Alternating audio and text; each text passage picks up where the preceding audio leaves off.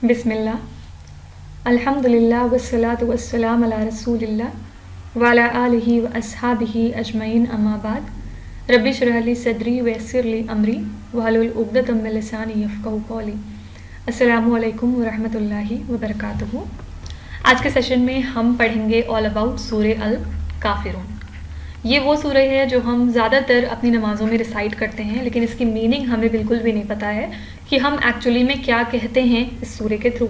तो आज हम इसको एक बार देख लेते हैं और इसी के साथ हमारे आज 4 कुल कंप्लीट हो जाएंगे, क्योंकि इसके पहले मैंने आपको एक लेक्चर में अलग से कुल हुवल्लाहु अहद यानी कि सूरह इखलास कराया था।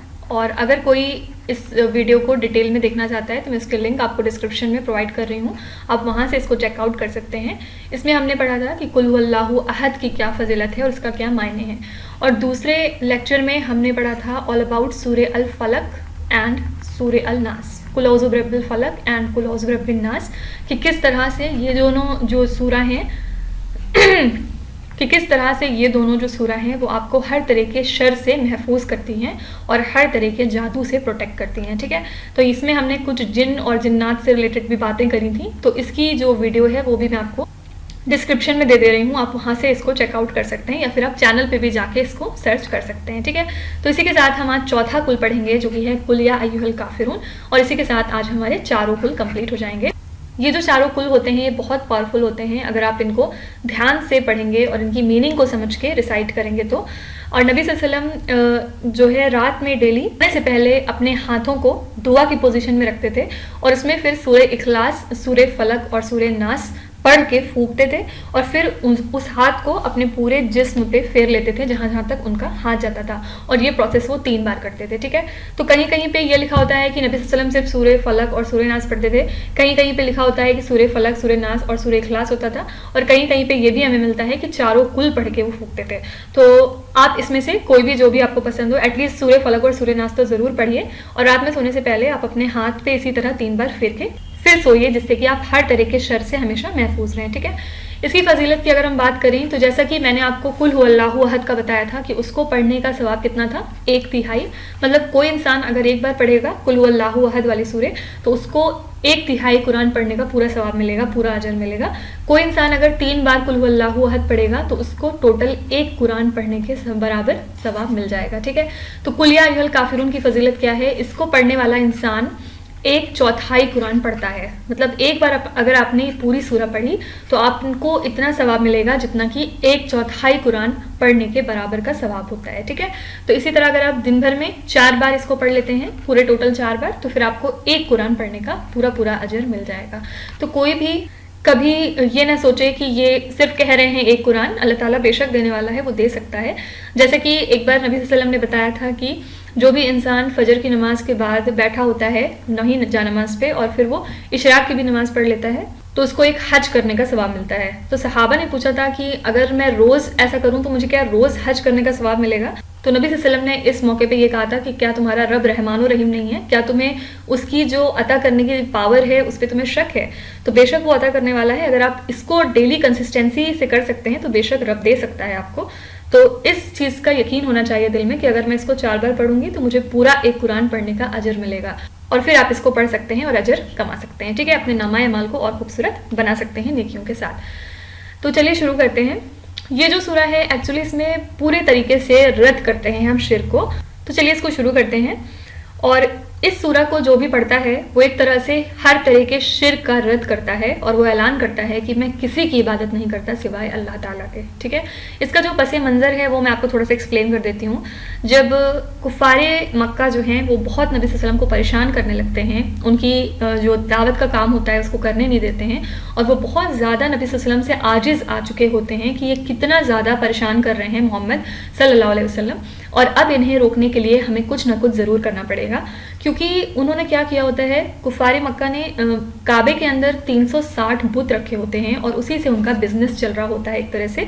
उसके अंदर वो बुत रख के और फिर जो डिफरेंट रिचुअल्स होते हैं वो करते हैं इनके नाम पे। जैसे कि कुर्बानी मैंने आपको बताया था कि जो अच्छे जानवर होते थे वो अपने बुतों के नाम सर्व करके कुर्बानी कर देते थे, और जो जानवर थोड़े वीक होते थे या उनके अंदर कोई प्रॉब्लम होती थी तो वो उसको अल्लाह ताला की राह में वक्फ करते थे। तो ये कितनी गलत बात है। इनके नज़र में ये था कि हाँ हम अल्लाह ताला को भी मानते हैं लेकिन हम बुतों को भी मानते हैं और ये बुत हमारे लिए सब कुछ हैं, ठीक है। इनके बहुत उल्टे सीधे रिचुअल्स हुआ करते थे। जैसे कि उस टाइम पे दौरे जाहिलियत में ये सारे लोग भी काबे का तवाफ़ करते थे लेकिन बरहना हालत में। तो इस तरह के बहुत उल्टे सीधे इन्होंने अपने लिए अकीदे गढ़े हुए थे ज़बरदस्ती वाले। तो इसमें फिर ये जब आयत नाजिल होती है तो इसमें नबी सल्लल्लाहु अलैहि वसल्लम से क्या कहा जाता है, चलिए इसको समझ लेते हैं। औज़ु बिल्लाहि मिनश शैतानिर रजीम, बिस्मिल्लाहिर रहमानिर रहीम। कुल मतलब होता है कह दीजिए। यहाँ किससे कहा जा रहा है? नबी सल्लल्लाहु अलैहि वसल्लम से कहा जा रहा है क्योंकि उन्हीं के ऊपर ये वही नाजिल हो रही है। कुल कह दीजिए या अय्युहल काफिरून, ए लोगों वो जिन्होंने कुफर किया। यहाँ पे हम काफिरों को खिताब कर रहे हैं कि ए नबी कह दीजिए इन सभी काफिरों से, ला आबुदू मा ताबुदून। ला का मतलब मैंने आपको पहले भी बताया है क्या होता है, नहीं। आबुदू मैं इबादत करूंगा, मा उसकी, ताबुदून जिसकी तुम इबादत करते हो। देखिए यहाँ पे जब कुफारे मक्का जो हैं वो परेशान हो जाते हैं नबी सल्लल्लाहु अलैहि वसल्लम से, तो वो नबी सल्लल्लाहु अलैहि वसल्लम को एक ऑफर देते हैं कि ठीक है तुम जो है कह रहे हो कि अल्लाह एक है, वाहिद है, उसकी इबादत होनी चाहिए, ठीक है हमने तुम्हारी बात मान ली। तो देखो हम अल्लाह को मान रहे हैं, हम हमारे बुतों को भी मान रहे हैं, है ना, तो हम दोनों को मान रहे हैं। तो तुम सिर्फ अल्लाह ताला की बड़ाई क्यों बयान करते हो? तुम ये क्यों नहीं कह रहे हो कि ठीक है मैंने अल्लाह को भी माना और मैंने आपके बुतों को भी मान लिया। मतलब इनका कहने का मतलब था कि हम अगर तुम्हारी थोड़ी बात मान रहे हैं तो तुम भी तो हमारी थोड़ी बात मानो। अगर हम तुम्हारे अल्लाह को मान रहे हैं, हम उनकी इबादत कर रहे हैं, उनके लिए काबे का तवाफ़ कर रहे हैं, तो तुम भी तो हमारे बुतों के लिए कुछ करो। उनको कहो कि हाँ वो कुछ होते हैं और वो तुम्हें कुछ दे सकते हैं और उनके नाम पे तुम कुर्बानियाँ करो। उनको कहो तो सही एक बार कि हाँ तुम्हारे बुत भी कुछ हैं, तुम तो सीधे सीधे हमारे बुतों की जो है तौहीन कर रहे हो। तो ये इनका मसला था कुफारे मक्का का।